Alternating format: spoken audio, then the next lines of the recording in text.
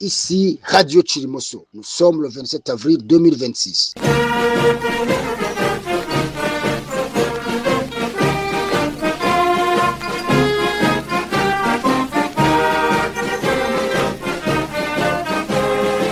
Bienvenue à cette émission spéciale qui vous est présentée par Alexis Mbogo, accompagné de Joe Dalton Dolichima. Comme à l'accoutumée, cette émission vous a été préparée par Emmanuel Nkurunziza.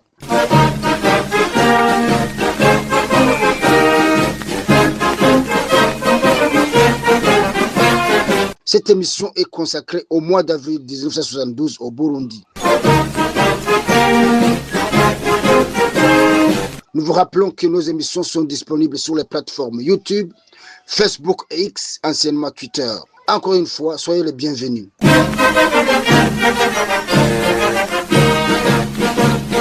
En ce mois d'avril donc, nous commémorons les 54 ans qui viennent de s'écouler depuis le génocide contre les Tutsis de 1972. Ce crime a été préparé et exécuté par les militants du Parti populaire burundais, ainsi que ceux de Ubu Umugambi w'abakozi b'u Burundi. Pour en savoir plus, écoutons Joe Dalton Dolichima. Depuis 1972, le mois d'avril pour les Burundais rime avec le génocide des Tutsis de 1972. Ce crime a été préparé et exécuté cette année par deux organisations.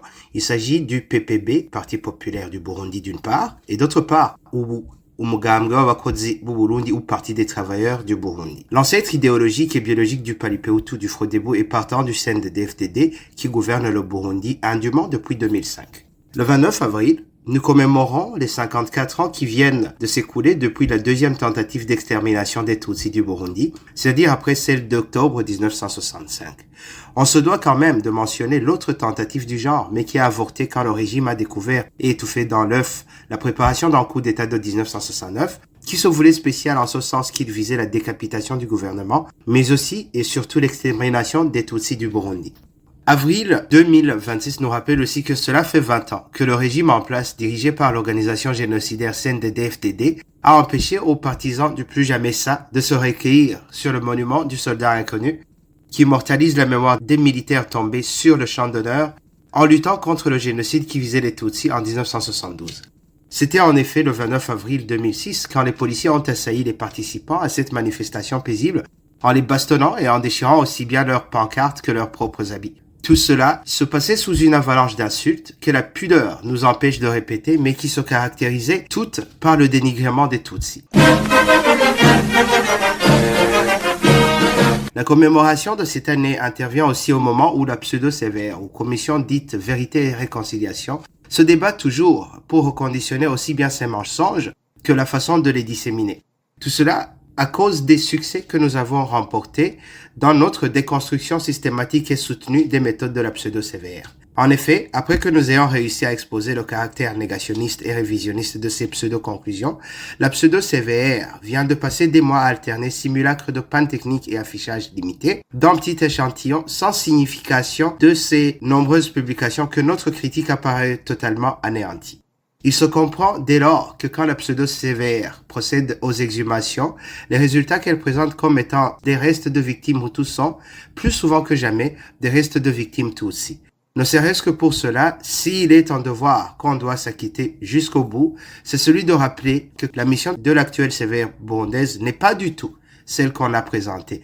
La commission est là pour réaliser l'agenda du régime illégitime qu'il a nommé, à savoir falsifier autant que faire se peut toutes les preuves du génocide perpétré contre le Tutsi, en même temps blanchir les auteurs qui ne sont personne d'autre que les ancêtres idéologiques de ces génocidaires au pouvoir, à savoir les organisations PPB et UU déjà mentionnées.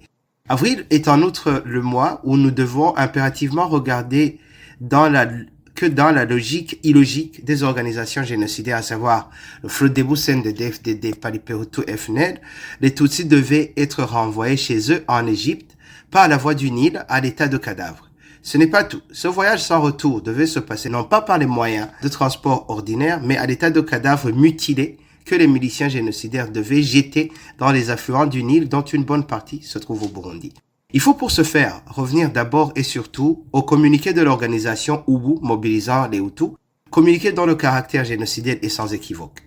Il appelait les Bahutus à se lever comme un seul homme pour éradiquer les Tutsis de la face du monde, à éventrer les femmes Tutsis qui seraient enceintes, afin d'assurer que même le fœtus est annihilé, etc. Avril a ramené également à la surface la longue et minutieuse préparation de la République du Soleil. Entendez par là le Burundi sans les Tutsis. Son symbole le plus évocateur reste la pièce de monnaie d'un franc frappée de l'emblème du soleil levant, celui-là même qu'on retrouve aujourd'hui sur les symboles des partis génocidaires Frodebu, PL, RPB et Frolina.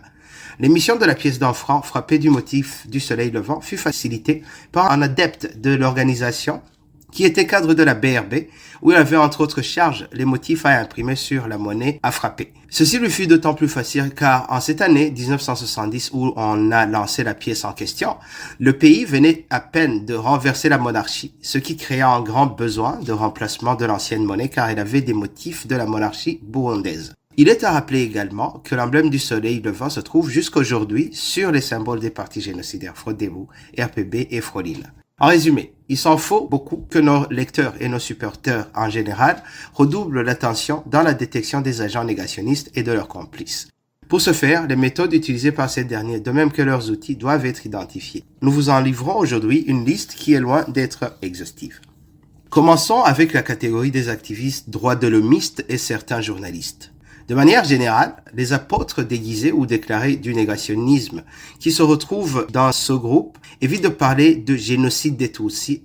À la place, ils utilisent des mots comme massacre interethnique, violence tribale, haine ou antagonisme séculaire entre les Hutus et les Tutsis, ou disent simplement que les Burundais se sont entretués.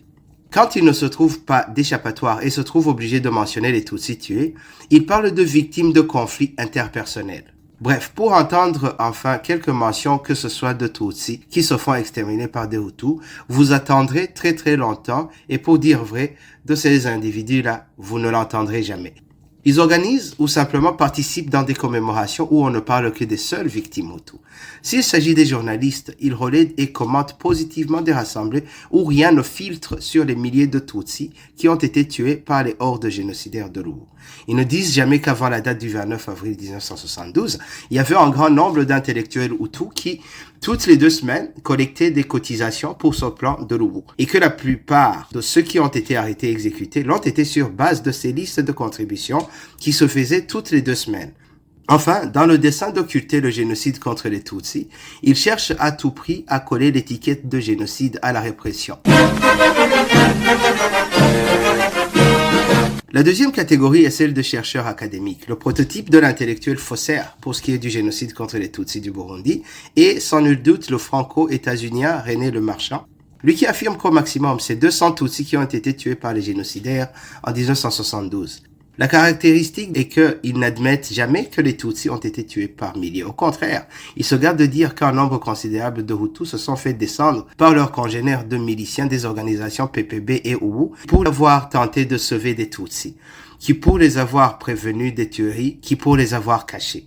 À ce sujet, nous tenons à préciser que cependant, reconnaître ces Hutus qui sont restés humains ne doit pas ouvrir la porte à l'équilibrage honteux si fréquent dans ce domaine et qui consiste à mentionner chaque fois qu'on fait référence au génocide des Tutsis, les Hutus emportés par la répression du mouvement génocidaire de 1972. Et enfin, ils ne mentionnent jamais que certains pays ont joué un rôle dans le financement de ces mouvements génocidaires qui a failli mettre fin à l'existence des Tutsis du Burundi. Tant qu'on parle de la part des intellectuels dans le génocide, c'est l'occasion ici de mentionner et saluer quelques exceptions parmi les étrangers qui se sont démarqués positivement. C'est le cas de l'ancien chef de mission de la CIA à Bujumbura, John Stockwell, en poste en 1970. Dans son livre In Search of Enemies, paru aux éditions Bantam de New York aux États-Unis en 1978, il révèle entre autres choses qu'avant 1972, cette agence de renseignement avait aidé ses futurs auteurs du génocide contre les Tutsis à imprimer et à distribuer les outils de leur propagande.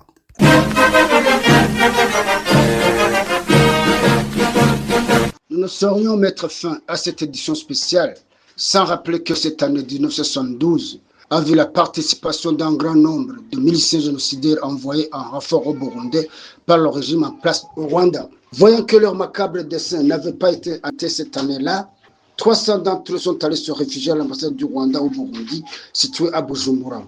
Un aussi grand nombre de nouveaux occupants de la dite ambassade ne pouvaient pas passer inaperçus.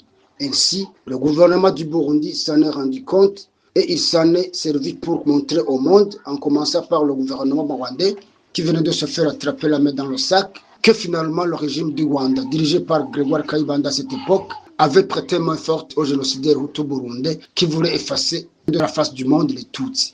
Aux sceptiques qui douteraient de la véracité de ces faits, nous recommanderions de lire la page 243 de l'ouvrage Mémoire d'un dirigeant burundais dans une période obscure 1965-1985 que nous a laissé le ministre des Affaires étrangères et de la coopération de l'époque, le regretté ambassadeur Artemo Simbananié. Quant à cette coopération multidécennale entre les forces génocidaires de la sous-région, qui s'observe même actuellement en République démocratique du Congo, nous y reviendrons en détail dans nos prochaines éditions.